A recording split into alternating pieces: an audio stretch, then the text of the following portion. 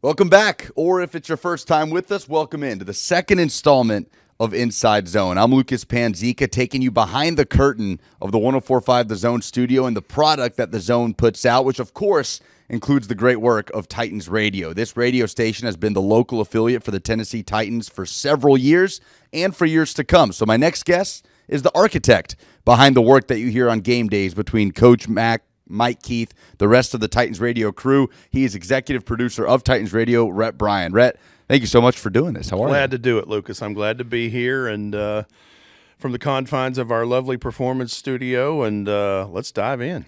So what is this time of year like for you? I'm glad I could get you at this time as the draft is in the rear view and you're gearing up for off-season workouts, looking ahead to training camp. But what is this time of year, May, June, and moving forward further down the summer look like for you? It gets busier because obviously there's still some affiliate relations. Most of our stations are under long-term contracts as we extended the agreement with the Titans in 2021 for another 5 years and have a lot of the stations that are under agreements similar to that. Some like to do shorter-term things, so we'll have to revisit a handful of stations to do that.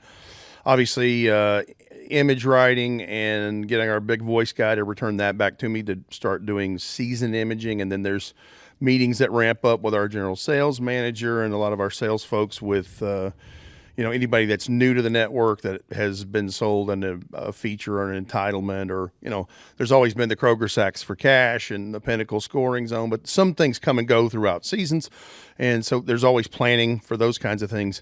And then additionally, you're getting your game plan together, looking at the schedule, which has been released now, and you can kind of plot out what the storylines are, what they may be. And it's those all of those kinds of things, and every day you get closer to mini camp and training camp and all that stuff, it obviously goes bonkers because once you hit training camp, it's a slog for 6 months. But it still has to be some sort of reprieve, right? At least when you get to May, right after the draft. Oh yeah, because people don't realize the work that you guys put in, the meticulous prospect by prospect work and prep that you do for the NFL draft. Kind of put into context for me the 2 months leading up to the NFL draft, which just happened in Vegas. Put into context for you what kind of work and preparation goes into on your end. So, Coach Dave McGinnis is the one who has taught me basically exactly how you do it in an NFL warm room, because I wanted that. I was like, hey, listen, if you're going to be here, I want to know. And he said, well, Rhett, you got to be ready to do the work. And I'm like, okay, let's do it. And, that process in this particular year was hard because the Titans are bounced out of the playoffs with a shocking loss to the Bengals. And I'm going to be honest with you, I was mad about that for about a month. And I mean, I'm pissed. I'm mad. I didn't want to see anything about a Cincinnati Bengal. I didn't want to see Joe Burrow. I didn't want anything to do with any of that. And honestly, about a week and a half, 2 weeks after the playoff loss, Coach Mack's like, hey, Rhett, powder dry. Let's keep the powder dry. I'm starting to look at some prospects. When you're ready, please let me know, and let's go. In other words, that's his nudge and his hint saying, hey, we're crying over spilt milk. Let's move forward. We got stuff to do. He'd been working on it for a while, and because he's got some draft publications that he works for, and that's a whole different thing. But he had a head start on it, so we get on a call and we go through a couple hundred prospects. It's like, here are the targets. And knowing that we were going to do the first 3 rounds of the draft live, pick by pick, and then, kind of have some knowledge of what they did on day 3, you're going to need to know 150 to 200 prospects. We did just a little over 200, and we cross-reference those. He does all of the film watching. He has his notebook. He writes his thumbnail of, this is what this player does well. This is what needs work. This is what I see. And then we'll cross-reference that with some other national publications or national sites. And I'm like, I'll read the thumbnail description, and I'm like, okay, Coach Mack, that's exactly what it sounds like that you saw. And you'll see an outlier every once in a while where it's like, you can tell they either just didn't like the player, or it's like, what film did you watch? Because I got 3 thumbnails, including Coach Mack's, that line up, and this guy is something completely different. But after we do all that, we set a board and we do that vertically. And you go by position and we say, well, Kenny Pickett or Malik Willis, take your pick, is the top of that group. And you do that throughout all the positions. And then you go back and you start tiering or potting those. That's just like a team would do it. And so anybody in tier 1, most likely going to be taken on night 1 of the draft or very early in round 2.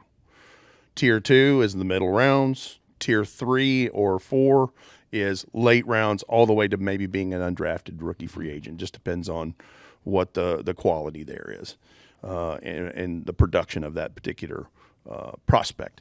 So once we do all that, we'll set a board. That will adjust because you'll see as these mock drafts are coming out, risers and fallers. Like Jalen Weidermeyer from Texas A&M was somebody that was a real high prospect just a few months ago, but not a great combine, not a great pro day. He ended up falling some. And, there's other guys that rise up boards. So, we will make some minor adjustments to that. But once we get all that stuff done, then, I'm ready to basically build all the imaging. And, we did it different. We didn't do any recorded voiceover thumbnail descriptions of the players. We relied on Coach Dave McGinnis a lot this year. And because, again, he saw all the film with all these guys. But, building the team needs production-wise and then obviously all the elements going in and out of breaks. So I've, had built all that, had that voiced, all that done. And then from about 2 weeks out is where, is really construction of any audio that we had from some of the draftees, whether it was at the combine or their pro day or whatever. And, put all that together, and then here we go. Thursday night, first round, Friday night, rounds 2 and 3, and then we did network updates. I did those at the top and the bottom of the hour on day 3 for rounds 4 through 7. So you have to really sink yourself into it. Like it's a lot like during the season, right? Like I watch you every day in the Titans radio studio as I'm show prepping before going on the air. You're there far earlier than anybody in that building most of the time during football season, getting imaging ready, the narratives for that particular game that week. Yeah. It's similar to the draft, right? You sink yourself into it. So I'm wondering, what do you kind of relish more? Is it immersing yourself in draft prep or week to week during football season preparing for a game day? It would be draft prep and that window of time first, then the regular season, because you have obviously you have the games involved in that. But with the draft, that's where you have a chance to breathe a little bit. You have a chance to, get a little fancy if you want to, and it's not as regimented. We're not going to a television timeout because a ref has punched out. We control that narrative, and obviously we take a break just before a Titans pick so that we're back, and when that pick is made, we're on, we have the reaction, whatever. And then sometime later, Amy Wells or whoever would get, that draftee, and we would have an interview with that person. Maybe we talk to John Robinson towards the end of, each of those rounds as he is closing up shop and getting ready to start a next day of the draft. You have more creative flow there to be able to do those things, whereas the game is the game, pregame, postgame, it's all pretty much regimented, and you are in and out. You're not kind of fooling around. You're really hitting the gas pedal. So let's back up a little bit to a young Rhett Bryan, born and raised in Murfreesboro, Tennessee. Yep. You go to Oakland High School, graduate in 1989. I know you're very proud of the Oakland Patriots continuing to dominate at the high school football level.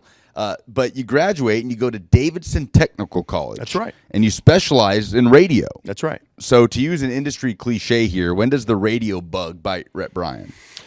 If I'm honest with myself, it's probably when I'm 12, 13 years old. I got an AM/FM clock radio, and for those young folks watching and listening, that was a thing.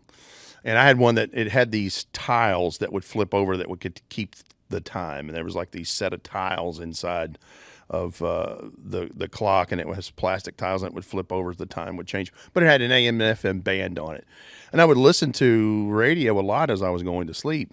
And it hit me one day. I'm like, well, how in the world does this guy know exactly when to get in and out of a traffic report or a weather report or he knows exactly when to talk that song up and hit the musical or the vocal post of that record if he's playing a song, right? So, I kind of started something there. And my mom and dad had just a little cassette recorder, little handheld deal that you could either plug in or run off of batteries. And they would constantly put me in front of that. And so that's where I started practicing how to do voices. My parents have cassette tapes of me when I was kindergarten age, doing Howard Cosell, talking like John Wayne in a Western, albeit crude and very, because I was a little kid. But I've done that my whole life, basically. But that's where it started. And listen, I wasn't great in school. I did not apply myself. I could have done much more at Oakland, but I just wasn't crazy about school. And by the way, Kevin Creasy, the program he's put there, good grief. Oakland football has always been good. I mean, all of our teams through those years I was in high school, they were in the Clinic Bowl then, or the state championship every year. What he's doing now, it's amazing. So that's a sidebar. But I knew 4-year college, 2-year college, that was going to be a struggle for me because I don't know what it was. I just didn't care about school. And so you wanted to cut to the chase. I did. Yeah. Davidson Technical College, which does not exist anymore, was just off of Murfreesboro Road here in Nashville. And it was a vocational technical education center. It's where you would learn to be, a nurse's assistant. And, they even had secretarial and typing classes or something. This is the dark ages here, right? But they had a radio course. And I'm like, bam, there it is. And it was a 6-month deal. I graduated. So as soon as I got out of high school, I went to Panama City Beach for 2 weeks. Parents weren't happy about that one. Had a real good time. Came back and started school literally just about 2 or 3 weeks later. And I was done, graduated top of my class in December of 89. Started right in radio because they had placement assistants. But I had a guy in my radio class that got hired on what is now 103.3 Country. It was 103 KDF. It was an album-oriented rock station back then. And we were hired into the music research department. Now, I don't know if you know this, but Bell Kay, who works at WTN as a producer here and has filled in sometimes on the Zone, he was my boss. He gave me my first job in radio in the music department. He was the music director of KDF, WKDF. And so we would call people doing phone surveys, not selling anything, but needing their time. And we would play song hooks over the phone to determine the rotation of what KDF would play in new release records. Mostly country. No, this was rock. Rock and roll. Yeah, okay. Rock back then. And so would you say you like the song a lot, like it somewhat, indifferent to it, don't like it at all? And we would make notes of that, and then that would help determine some of what airplay was like in terms of how many spins a record got. Everything was very music oriented. Yep. So what's the dream job of an 18-year-old Rhett Bryan? Well, I thought at the time, it's like, I want to be a disc jockey. And I was. At the time that I started, it was just WKDF in the old 506 2nd Avenue building that is no longer occupied there. And I think probably a couple of years in, maybe 3 years in, they bought WGFX, moved that into the same building. And that was when I got an opportunity because they needed some extra folks. Because at this particular time, I'm doing those kinds of things. I'm a remote technician where I'm driving to a location, setting up broadcast equipment, and getting everything ready, whether it's a new car dealership or a convenience store or whatever, and the talent or the on-air person would come and do their remote. And I would break down and I would take the van back to the station. And between those things and anything I could do, if they said, Rhett, scrub the toilets, I would have done that, 100%.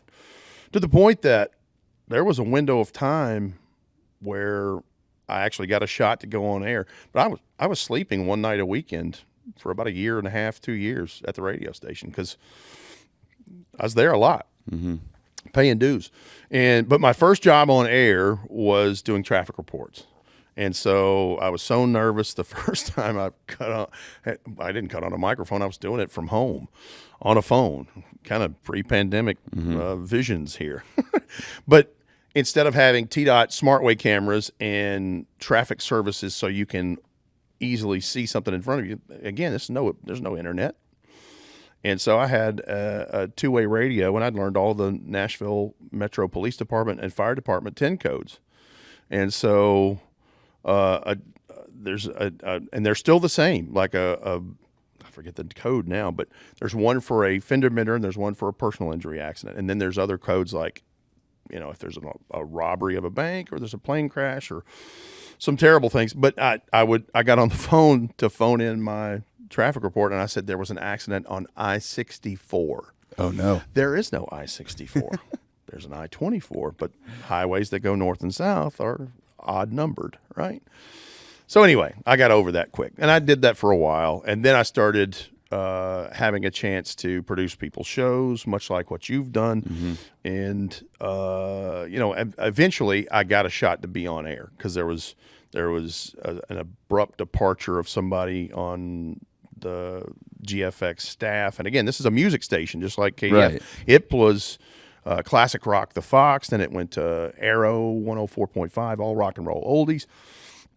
Anyway, they were like, "Hey, you're on." I'm like, "Okay." So I'm working, overnights. So I ended up doing okay enough for a while that I would fill in weekend swing shifts. Somebody's sick, somebody's on vacation, and working my way into that. And, flash forward, there's a window in time here where in Nashville sports history, all that there was MTSU's down the road, Vanderbilt's down the road, the Nashville Sounds are playing.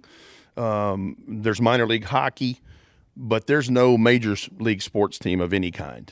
And so there's a report that maybe the New Jersey Devils moved from there to here. Mayor Phil Bredesen is the mayor at the time that it eventually became the governor of Tennessee. And he had been trying to broker a deal. That I don't know how close that ever came, but it did not come to fruition.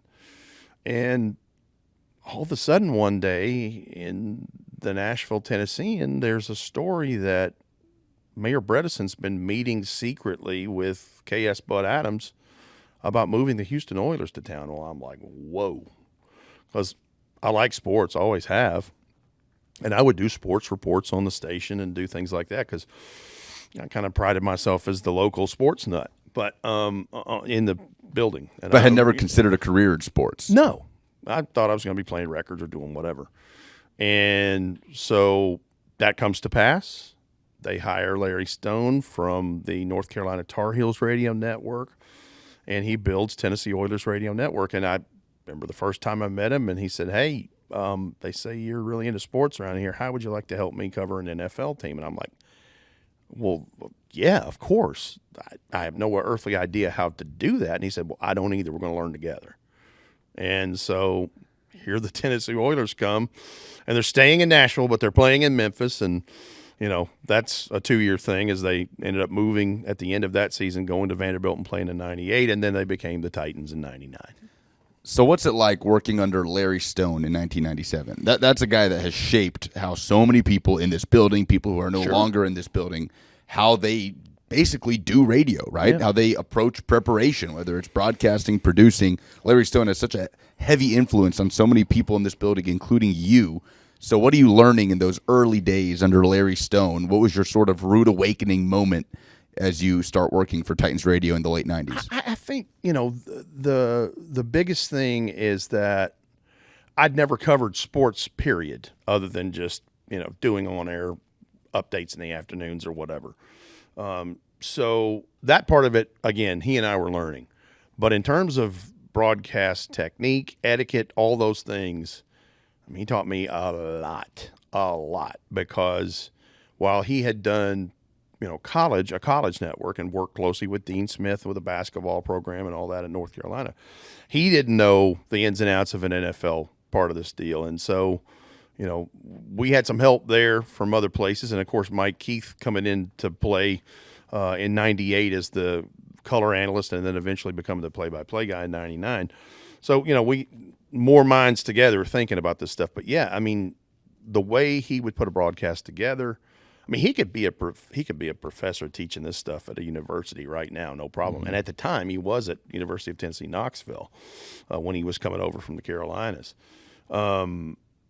I've never seen a guy that knew more ins and outs. And I'm talking about from an engineering standpoint to fixing a piece of equipment to formatting a station or a game broadcast and having ideas about features, entitlements, and the flow. I mean, he's like the Wizard of Oz, the man behind the curtain.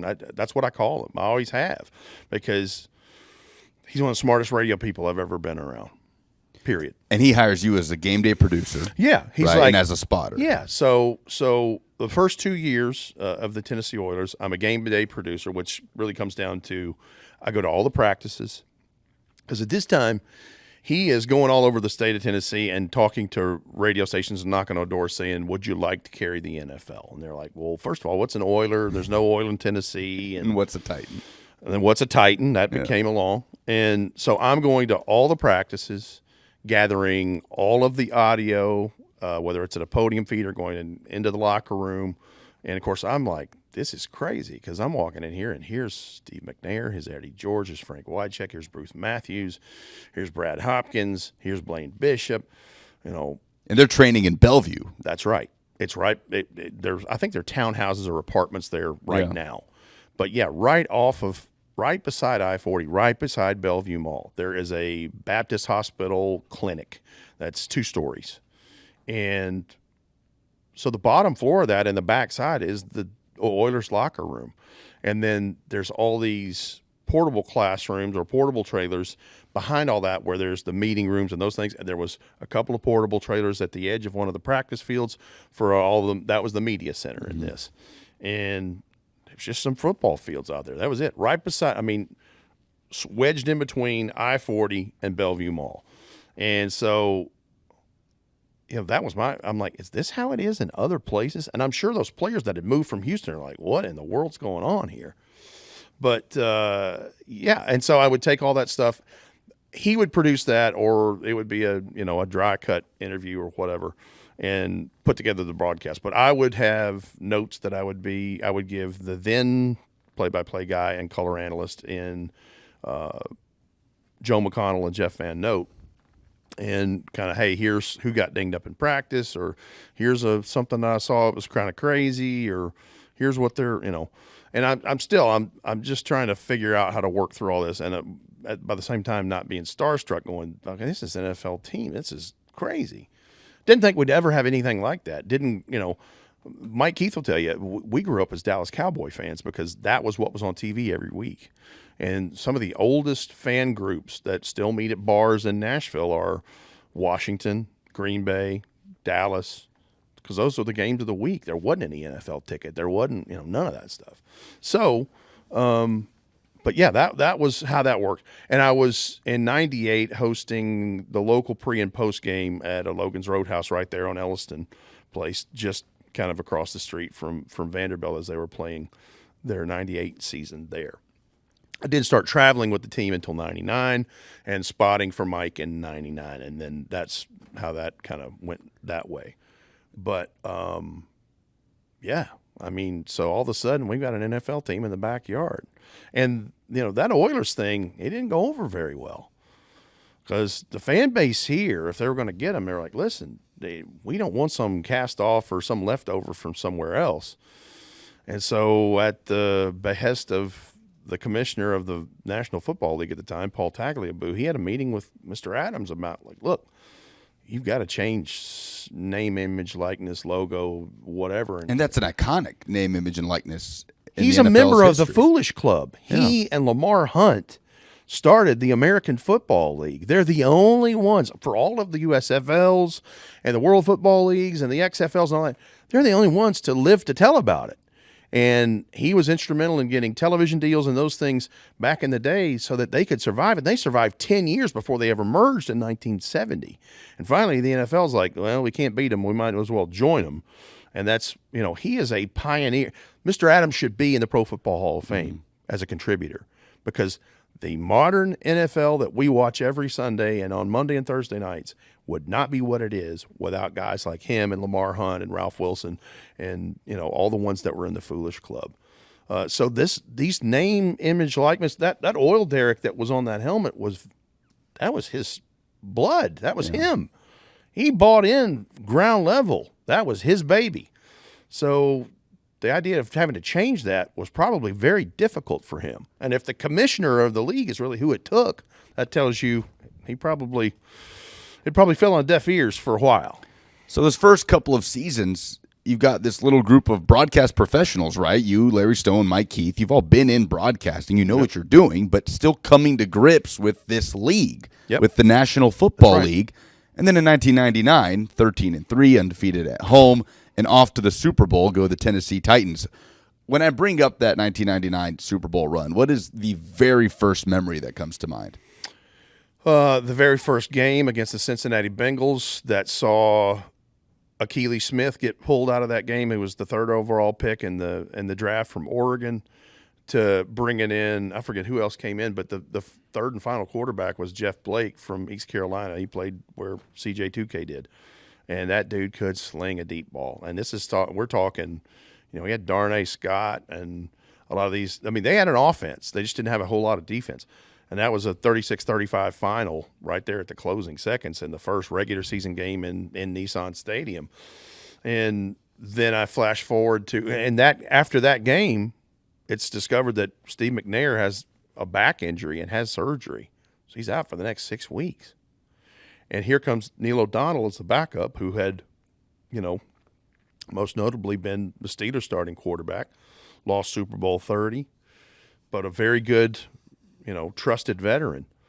And that defense had some nice pieces in place, like Blaine Bishop, like Marcus Robertson, but they lacked a catalyst, and that catalyst was the pick that year in Javon Curse.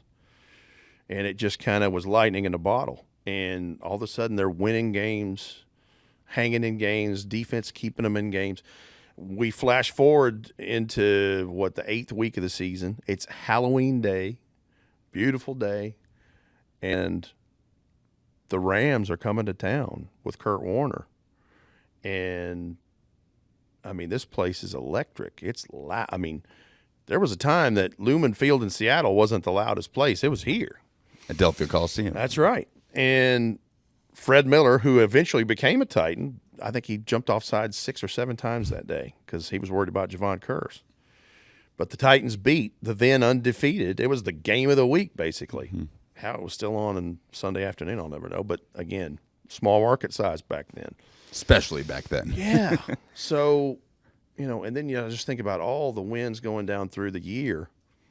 And they were in almost all of those ball games. And then here they are hosting a playoff game in their first season with that logo in a new building. And, the Buffalo Bills were the people on the docket. And, the reason you're the wild card is because Jacksonville, who you'd beaten twice already, they have the same record as you. And that was when they were in the AFC Central Division, and it was uneven. There was 6 teams, 5 teams, whatever it was, before they realigned in 2002. But Ralph Wilson, the owner of the Bills, makes a owner-type move and saying, hey, listen, Doug Flutie's played great, but I paid Rob Johnson a lot of money to come here as a free agent, and that's who should be starting this ball game. I contend to this day, if Doug Flutie doesn't start that, if Doug Flutie starts that game, there may not be a Music City Miracle. Rob Johnson wishes he probably didn't start that game either, because Javon Curse had a field day with that dude. The whole defense did. Oh my gosh! You talk about everybody wants a chance to eat. Everybody was eating that day, and for it to come down to that play, and here is Mike in his early 30s with one of the all-time great calls in NFL history 23 years later. That's a moment I'll never forget, because Pat Ryan is to my right, Mike is to my left, and I hear them more than I can hear what is being fed in my headphones, because the crowd is deafening. It is amazing. And to go through that gamut of emotion of, it's under review. Well, it looks like a lateral, not a forward pass. And what seemed like an eternity, and then Phil Luckett comes out from under the hooded review booth and declares that it stands, and it's this elation a second time, and strangers are hugging each other that don't even know each other that well, because it's a new seating chart, new season ticket members sitting next to each other and spilling beer on each other. And, it was crazy. And then to see that be the diving board point to get to a Super Bowl, oh gosh, that's unreal. But let me back up a minute, because there was a point in the season where I almost quit Titans radio. I've never told anybody this before. And Larry, this was after a Sunday night football game in Miami. It was the worst loss of the year for the Titans that year. They were blanked 17. This is 1999. Yeah, they were blanked 17-0 in Miami. Sam Madison picked off Steve McNair 3 times that night. It's a bad loss. And he was kind of questioning some of the things that I was doing and how invested I was. And in hindsight, he's exactly right. I didn't get Steve McNair that night in the locker room because I wasn't comfortable, and I probably wasn't giving my all. But I was shifting to a different role than what I'd been in the previous 2 years. That's kind of a half excuse, but it is it is a part of the equation. But he had questioned some of the things and, how invested I was and what I needed to do. And he did it in a way one night that I came this close to quitting. And Mike Keith called me and said, listen, I need you. And I understand you're upset, but don't do this now. Let's wait till after the season's over for you to evaluate. And I'm glad I didn't, because I would have missed the Music City Miracle. I'd have missed the Super Bowl, the AFC Championship game, Eddie George's 65-yard run in the old RCA Dome to put away the Colts in the divisional round. And I wouldn't be sitting here where I am today. So Larry, being the mentor that he is, he was right. And I didn't, thank goodness to the wise voice of Mike Keith, I didn't make a snap judgment and have regrets. I don't have any regrets because of that.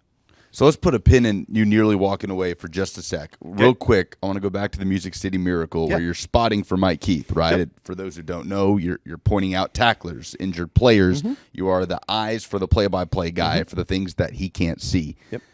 So during the Music City Miracle, or even the final play of the Super Bowl with Kevin Dyson reaching out 1 yard short, what are you doing in that moment? Like, what is your job during the Music City Miracle? Is there anything that you can do at that point helping Mike Keith make that call, or is that just pure chaos in the booth? It's pure chaos that ended up being radio gold. There was nothing I could have done because Mike had been at all those practices. He had seen them run the home run throwback at the end of each practice. And we all remember the players going, I don't know why we're running this. We're never going to do this. What are we doing? We did it every practice, at the end of every practice. So he saw it immediately, and so did Pat Ryan. And there was nothing I could point to. You're just waiting for a tackler, right? Because it's down, where our booth is, it's at about the 40-yard line. This happens at the 20 going towards the south, 25-yard line towards the south end zone. And he sees it all develop right there. And mind you, the booth is one of the best views in the league, home or away, because we're not in the nosebleeds like we are in Houston or in Indianapolis now.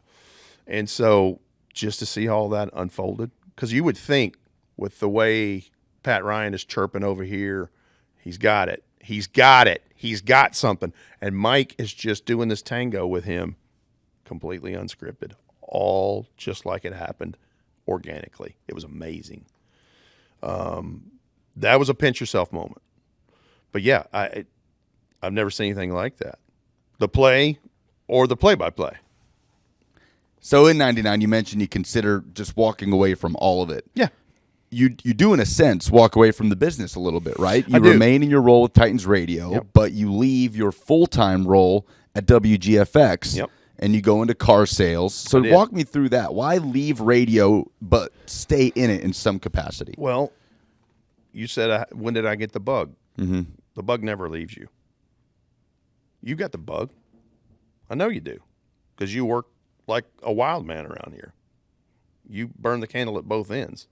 Not like you, but when you're young and but you and Will Bowling and you guys, you do play-by-play of other things that are outside of this building, and you do it because you want the reps and you want to do it. Right. And you know, which is why I'm curious about right. walking Well, away and from so, the day to day. All right. So at this time, WGFX is not a sports talk station. It's still a music station. And I guess at that point I had burnout with that part of it. And why do we do anything? Money. And I needed to make more money. And so I did. And I left radio full time in the summer of '99 and kept that. And they were like, hey, we want you to travel and we want you to spot for Mike. And I'm like, yeah, that's great. And, you know, luckily I worked for my father-in-law who had a dealership, and he was gracious enough to allow me to be able to go on those road trips and make that happen because he was invested. He's a season ticket member. And so, yeah, and I did that for 15 years. And then you flash forward to the spring of 2014, and Larry Stone decides he will leave, and you know it's no wonder he's doing what he's doing with all the stations he owns in Cookeville, because at this particular time the family that he purchased them from was still owned a lot of these stations. He was been hired as their operations manager, and so I talked to Brad Willis and I talked to Mike Keith, and they're like, hey, this position's come open. We think you would be good for it. And, of course, I'm deer in the headlights because I've just done what I've done. I don't know how Larry does what he does. And they're like, well, you don't worry about that. We'll help you with that or whatever. And listen, that first couple of seasons, you want to go hear some garbage broadcast on Titans radio, it's this guy, because I was deer in the headlights, nervous as you know what. Well, so you're talking about so much 14, 15. Yeah. So it matches up with some of the football, unfortunately. Yeah, unfortunately. And, you know, I finally got to a place where I was okay. And, you know, there was a time where I moved out of the chair so it would allow Amy Wells to come into the broadcast and be the sideline reporter. And I went back to spotting for Mike and then went back into the chair again. And knowing what I know now, it was allowed me to do it a lot better than I did before. And I still, you know, I don't think I'm that good at it, but I really like doing it. And it's because I have folks around me who are better at it than I am, and Mike and Mac and, you know. But, yeah, I mean, the crazy thing is all these years later, Mike and we're closing in on 500 Titans games together. We're close. I don't know what the number is off the top of my head, but it's up there. All those AFC Championship games, playoff appearances, a Super Bowl, crazy weather delay games like in the first game for Mike Vrabel as head coach in 2018 in Miami. Anything you can think about, we've been there and done that. And, you know, for the longest time, and we still do, we're just dudes from around here getting to cover an NFL team. It's still kind of hard to believe. We called ourselves the 5 hayseeds because we're from, you know, Middle Tennessee or the South or country or whatever. I'm like, how in the world how did we get into this? What's that conversation like with Larry Stone in 2014 when you find out he's leaving and you find out that it's difficult. Torch is kind of being difficult. passed to you? It's difficult. Anyone who's left this broadcast for whatever reason, it's been difficult because they're passionate about it like we all are about the product. And, I mean, I can tell you right now, I've seen Larry Stone recently, and he still misses it. I guarantee he does. And it's no real weird space in terms of, because, I mean, we have a great relationship. But that's different when you're trying to walk in his shoes. And I had to get that out of my headspace, too, at some point. Because I'm like, look, I can't be Larry Stone. I got to be me. I'm the only me there is. So what's the biggest difference between a Larry Stone-produced Titans radio broadcast and a Rhett Bryan-produced Titans radio broadcast? Larry, in year 15, 16, whatever it was, had been around the block enough times. He was doing all kinds of really great, fancy, elemental things that he had a grasp of, and I didn't. You know, I mean, that thing is a lot. I call it the beast. You ride the beast. There's a lot to that broadcast, and there's a lot of elements involved in it. And it just, you know, I didn't have that experience, but every time I've been around the block, it's been easier. If there's any similarities at all, first of all, I try to reach for the bar he set every day. And I know I'll never be as technically sound and as good as he is as a host, but I think I do it all right. I think we do it justice. We still bring the story. That's the whole thing. That's the goal that Mike and all of us want is, what's the story going into this game, throughout this game, and what it looked like at the end? Was it like what we talked about in pregame, or was it something that really is deflating and disappointing, like the playoff loss to the Bengals, where you sack the quarterback 9 times and you still don't get the win, and you hold them to 19 points after they'd averaged almost 30 a game in the season?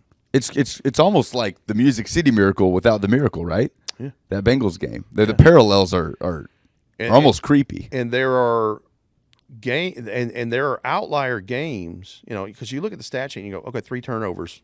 There's a lot of it. It's hard to win when you do that. But there was one other game that Mike and I did together with Larry, and I think it was 2004, 2005, somewhere in there. The Titans, at a home game, they turned it over 7 times and still won the game. Man, that hardly ever happens. That's like finding a particular grain of sand on the beach, man. There's millions of them. You're just not going to find it. But, yeah, there have been lots of ups. There have been lots of downs. You go through a 3-13 and a 2-14 season, a head coaching change, watching culture change and build, and how John Robinson gets hired, Mike Vrabel gets hired. I mean, it's fun right now. It's a lot of fun. Would I like to have seen them beat the Bengals and have a chance to go play for a world championship? Sure. I'm like everybody else in that respect. But I know what they're trying to do, and I think they're really good at it, and I think they've got a lot of great pieces in place. Patience is a hard thing for all of us. I have none, so I get it. Mm-hmm. Going off the field for a second before we come back and sort of put a bow on it. In 2001, you and your wife, Amy, filed paperwork to adopt your daughter, Gracie, who's now 19 years old, doing great. But in 2001, you filed that paperwork to adopt her from China. Mm-hmm. A month later, 9/11 happens. You don't get Gracie home until 2003.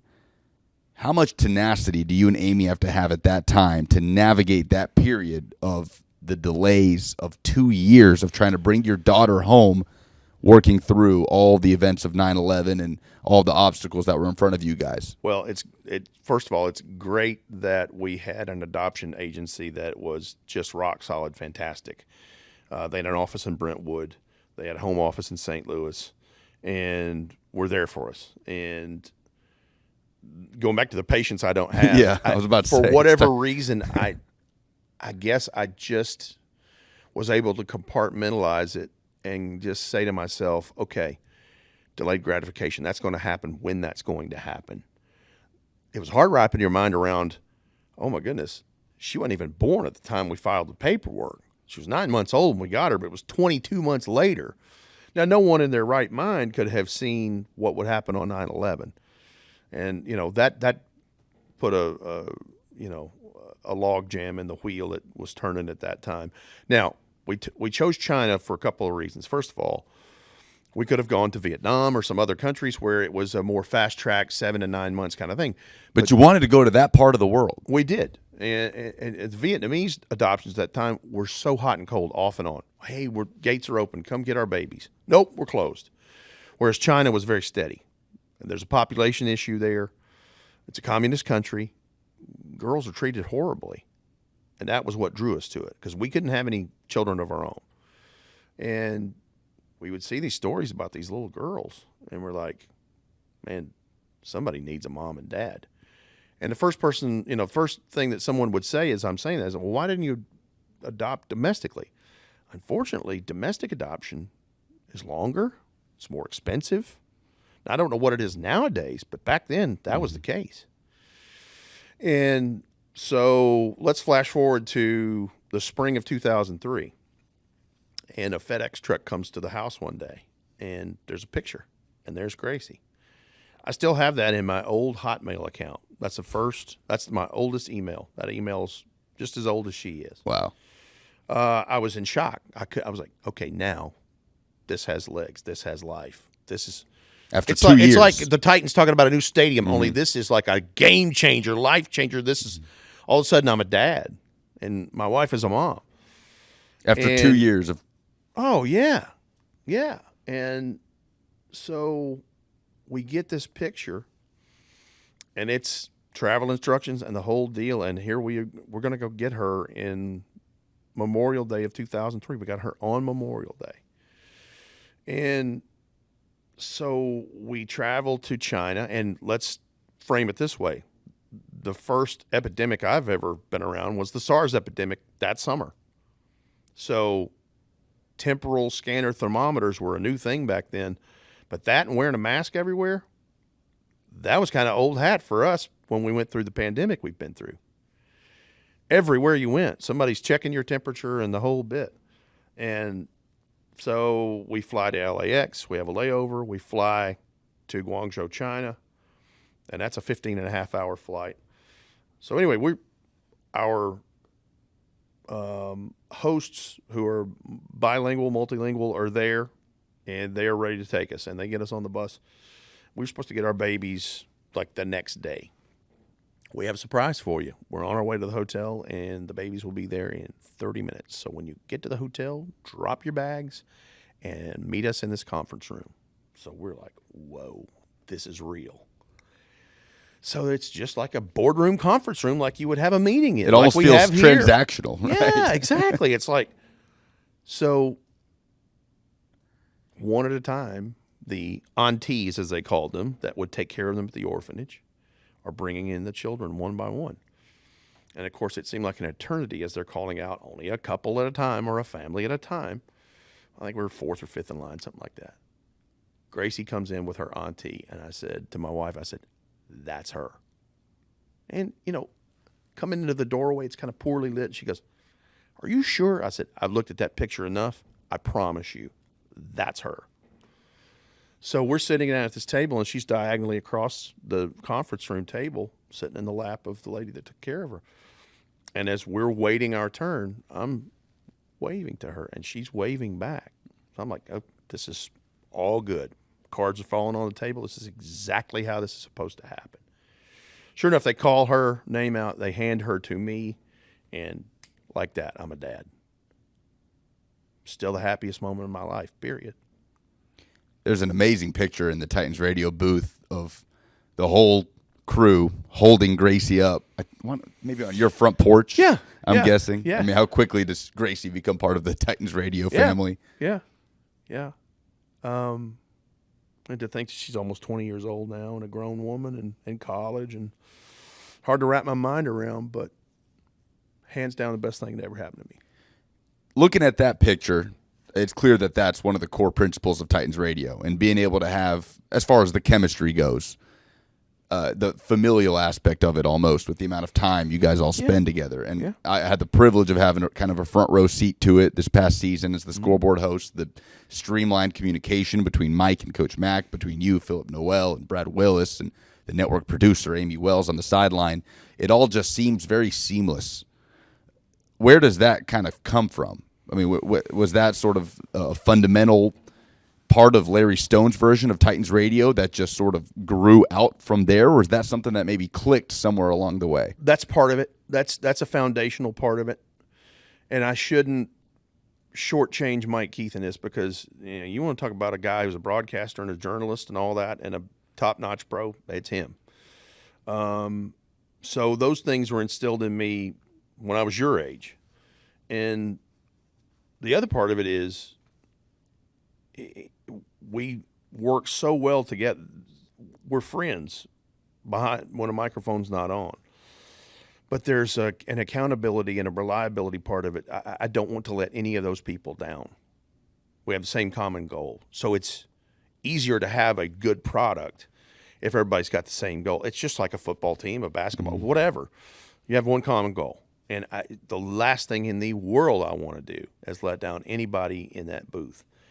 And, it was easy for Amy to transition in because she's bought in the same way. I mean, she's, for people that have never talked to her behind the scenes, she's very passionate about winning and competitive nature and, doing things the right way and not doing them halvesies.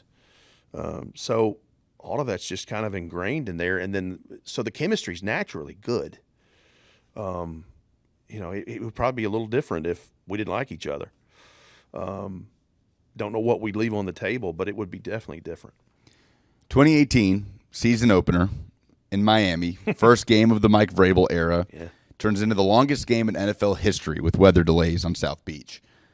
Is that the hardest day of for context, obviously Titans radio never leaves the air once. What is this? I know 7 hours. 7 hours and 8 minutes. 8 minutes. NFL record. Is that the hardest day of your professional life? No, and I'll tell you why. Because at this point, Jonathan Hutton is in the hosting chair, and so he is navigating. But let's go back. There was a University of Tennessee football broadcast that got into a weather delay a couple of seasons before, and you could tell it really caught them a little off guard. And, of course, Mike, being the prepper and planner that he is, says, hey, listen, we need a weather contingency plan. I'm going to peck some things out and type some things out. We're going to have some long-form interviews. We're going to have some things in place just in case we ever get into this boat. And so, and Coach Mack will tell you, the minute that lightning hit, open a folder. Everybody, here's your role. You move to this, you do that, we do this. We get Nash Severe Weather on the phone, and we get them to talk about what they're seeing with the radar over Hard Rock Stadium. Now, Amy Wells, that was, boy, you talk about a day for her. She did like 25 sideline reports that day, mostly weather-related.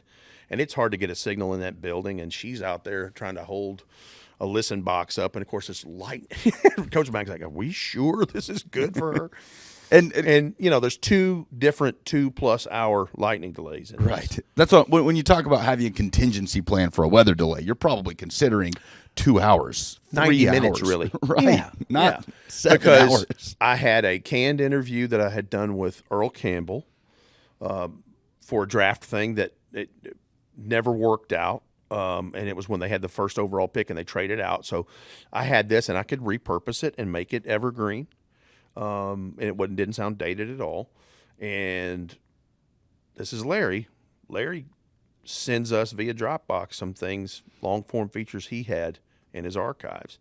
And so that got us through quite a bit, and we would come back and reset, and we would – but, yeah, that's how we were able to do it, is just everybody pitching in and doing whatever. Jimmy Cefalo and Bob Greasy and a lot of those guys from the Dolphins came down like, what in the heck are you guys still doing on the air? What are you doing? We pitched back to the studio. It's like, that ain't how we do it here. It's not how it works around here. Not how we do it. But, yeah, what a game for Mike. I kept thinking about Mike Vrabel. This is his first head coaching regular season game. And then the brilliance where I started to see where he is, my perceived opinion of him right now is that next week, because we went back to Nissan Stadium for the home opener. It's the Houston Texans. They get back to St. Thomas Sports Park, and they just basically have to scrap the dang playbook. And this is when Matt LaFleur and his 1 year as offensive coordinator's here. And if you'll remember, you lose Delaney Walker to a broken leg. You lose Taylor Lewan to a vicious blindside shot, knocked out concussion. Cold. Yeah. Dennis Kelly's going through something physically, and he isn't playing. And forgive me if I don't remember what else we're missing here. Marcus Mariota, your starting quarterback's missing. So that's we had the whole elbow nerve issue. Blaine Gabbert's your starter. So you're going into week 2. You don't have your starting quarterback, left tackle, best tight end, right tackle. You just go down the list. And that was when we saw the first time that Derrick Henry ran the King Cat. What did they do on special teams? They have a fake punt that Kevin Byard ends up throwing a 66-yard touchdown to Dane Cruikshank for a score. And I thought, we got us some coaches now. This is brilliant. You talk about making chicken salad out of chicken you-know-what. Good grief. So when I think about that part and we're in the chapter we're in now, I'm like, don't let anybody fool you. Mike Vrabel's a damn good football coach. The making chicken salad phrase, that sounds like a Coach Mack-ism. Ford over Rooster, right? So Coach Mack joins the Titans radio team in 2017, 2 days before the first preseason game. Yeah. And decides he's going to drive across country because he's living in Malibu Beach. So what? Right. I'm going to drive. It'll be all right. He gets there and he goes, Rhett, I ain't never doing that again. He said, if I ever hear me say 29-hour drive. He said, hit me in the head or something because that was stupid. Well, when do you first meet? Well, you first meet him when he's working for the Tennessee Titans, yeah, right? he's linebackers coach and senior So assistant. there's a relationship there. And I didn't know him as well then, but Right. he knew the familiar, and obviously he knew Mike. But yeah, there's some familiarity there. And listen, I knew back then Coach Mack was a man of the people. He was telling Coach Mack stories back then that would just keep you on the edge of your seat. But yeah, and so we go through that whole 2017 season, and it's up in the air as to whether he comes back or not or whatever. So it was kind of an experimental deal. Yeah, and it was to give Frank Wycheck a breather. Sure. And turned out that Frank needed more than that, and so here we are. But that was a whole different experience because you have a former head coach on your broadcast. The only one in the NFL. Yeah. And this guy's been there and done that. He's seen and done it all. He's gotten the T-shirt, it didn't fit well. But I mean he's hired by Mike Ditka. He coached in Camelot in Chicago in their heyday, a month after they won Super Bowl 85, and destroyed the Patriots. He's coaching Mike Singletary. He's coaching and being around Walter Payton. I mean, there's Hall of Famers in this thing, right? And then he goes to Arizona. He's the defensive coordinator. Next thing you know, he's the head coach there. He drafts Pat Tillman. He drafts Kyle Vanden Bosch. He has these incredible stories. Aeneas Williams is one of his defensive backs who is a Hall of Famer. And then, of course, that goes sideways. They get a stadium built. That's why where they play right now, that's the house that Coach Mack built. Soldier Field? No, I'm talking about in Arizona. Right. Yeah, because there was a referendum and a vote, and they went out knocking on doors after they beat Washington. In an incredible game, as Stephen Davis fumbles at the goal line and Aeneas Williams returns at 104 yards, an NFL record at that time, to win that game. And they could go knock on doors saying, hey, vote proposition whatever, and they end up by a narrow margin getting a new stadium in this thing. Unfortunately, he would not be left to be the head coach there to coach in it. And so Jeff Fisher, the long relationship they have going back to their days in Chicago, says, hey, Mr. Adams, we need this guy. He's good. And so he came here, lived here for a while. And then obviously when they left, he stayed with Mike Munchak in 2010 and then moved to St. Louis. They end up going to the L.A. route and, being vagabonds on the road with that. And then they're let go at the end of the 2016 season. So here's Coach Mack. And, I mean, it's amazing just to see. Again, he's so generous with his time and his knowledge. If you're invested, he'll help you. He'll not only help you, he's made me a better broadcaster. He's anything to do. He has taken Titans radio to another level because of experience. He'll evolve how you consume football. I mean, it seems like that's what he's done for you. He's an open book, especially when it comes to the draft. And every training camp practice I can watch, I watch with him because he keeps me right too. It's like, Rhett, what are we doing right here? Middle of field open or closed? Open. What do we got? A single high safety? What do we, quarters coverage? And, what's just all of these. He just, come on, Rhett. But, I mean, he taught me. I'm sitting there and going, okay, now, throw the ball now. And when it doesn't happen on time, there's a pass breakup or there's a drop or there's a pick. He's built that clock in my head. But, yeah, I mean, I'll never be able to pay him back for what he's taught me and really what he's taught all of us. And there's obviously a very deeply rooted friendship there as well. And he's had such a huge impact in how you consume and prepare for the draft, like you mentioned, sort of off better the top. All the way around. This obsession, and can I call it that, an obsession with the NFL draft? 100%. How much of that is Coach Dave McGinnis instilling that in you? How much of that is the way the draft has become this big event across the NFL where, 20-something years ago, it's something that's happening in a ballroom of a hotel, and then it's happening in the streets of Nashville and in Vegas? It's a little of both, because I'll say this. I've always been a draft nerd. I love that stuff. Mm-hmm. I go back to the first one I covered in any shape, form, or fashion. And again, it's in Bellevue. It's the 99 draft. And I have equipment there that Larry has set up. And so I am taking podium feed on a cassette, and I'm playing that back as they're bringing me in and out of coverage, because they're doing AFL games. The Nashville Cats are a thing. They're in Grand Rapids, Michigan. So Mike Keith and Larry Stone. Yeah. So, but anyway, and I see Mike Ditka trade all of his picks and next year's first to trade up to get Ricky Williams. And I'm like, a running back. Right. Yeah. And then we start seeing this, and I'm like, they got a chance to get Javon Curse. This is amazing. So I've always been fascinated with the architecture. It's how every team is built. You have to have the draft to do it. Look at the Bengals, for example. They built the defense in free agency. They built the offense in the draft. And look at where it's gotten them. But I've always had that. And then having him come along and developing a friendship with him early on in Coach Mack. And, again, going back to, I want to learn exactly how you do this. You ready to put in the time? Yes. Unequivocally, yes.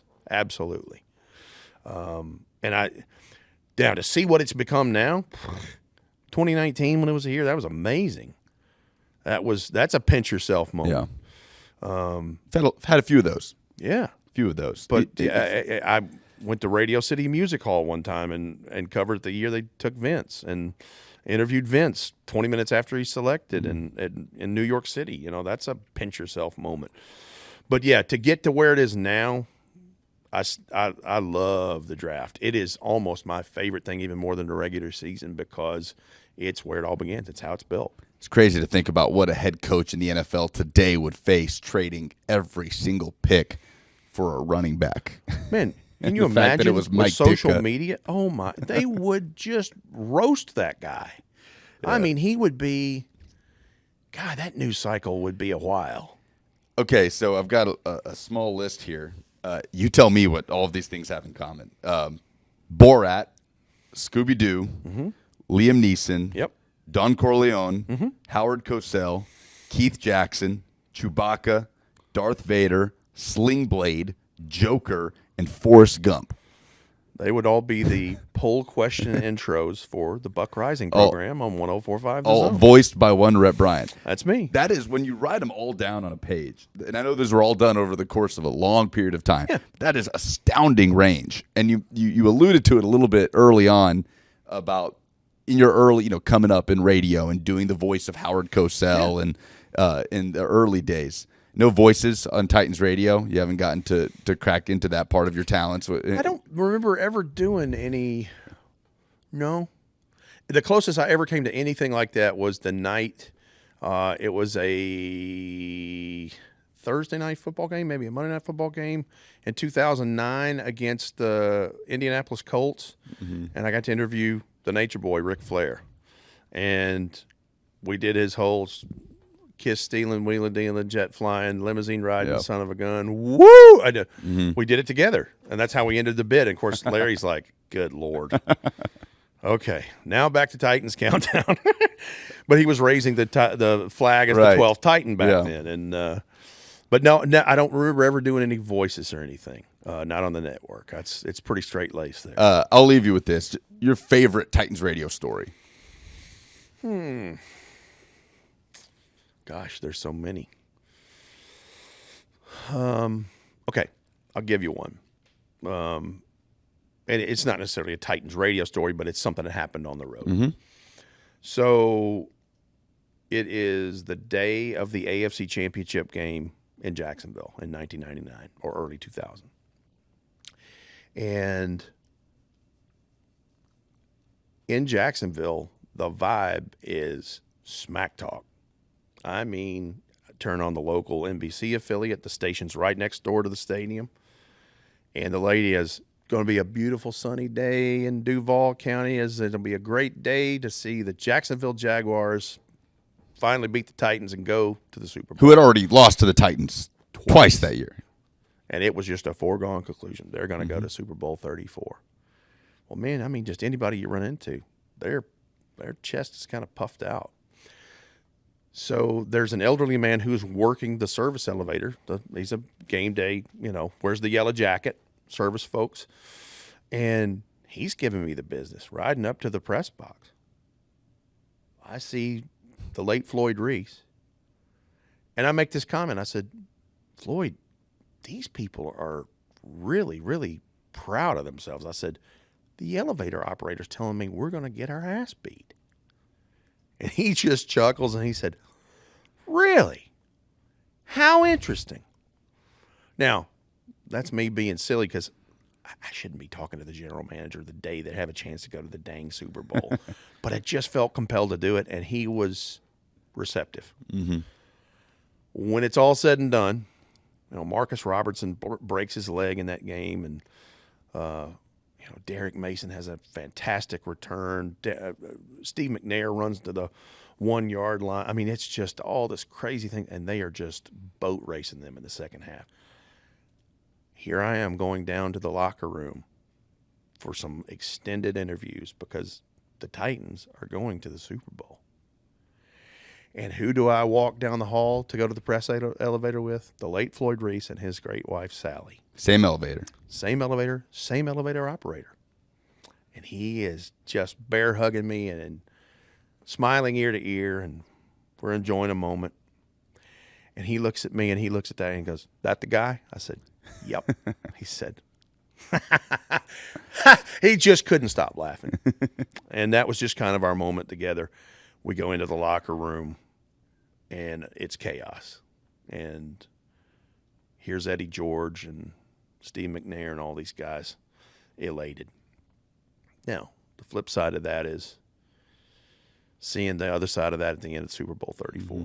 First of all, the first thing I do is I go see team doctor Burton Elrod, because Blaine Bishop has knocked himself out of the game. And I thought, well, he's paralyzed or something. It's horrible. And he go in there, and I've seen funeral wakes that were livelier than this. To see Steve McNair and to see Eddie George in their lockers weeping, that broke me. That loss, the Bengals loss wasn't as bad. I was physically ill for about 4 days after that. It was gut-wrenching. And still with a job to do. Still with in the locker room. Losing by a yard, I almost think a boat race would be better. Just come that close. But I look fondly on that as that was an experience I got to have as a young guy when I was your age. Mm-hmm. And, a really cool memento I got out of that was when we were breaking down equipment and leaving, Al Michaels and Boomer Esiason had done that broadcast on ABC. And Boomer was about to throw away his Super Bowl script, and I got it from him, from the television script. I still have that today. Where is that? It's actually just packed up in a box. I don't have it displayed in a shadow box or anything, but I've got a box of Super Bowl items that are like that. And here I am, almost 51 years old, and looking to go to another one, and we'll see. Hope so. Rhett, thanks for doing this. Glad to do it. Glad to take a little trip down memory lane with you. Yeah. Appreciate the perspective, and thank you. It's been a pleasure. I appreciate you having me on and peeking behind the curtain a little bit. But yeah, it's been fun. It's good. We'll do more of that, Titans Radio, with plenty more in the lead up to the 2022 kickoff of the Titans season in the NFL.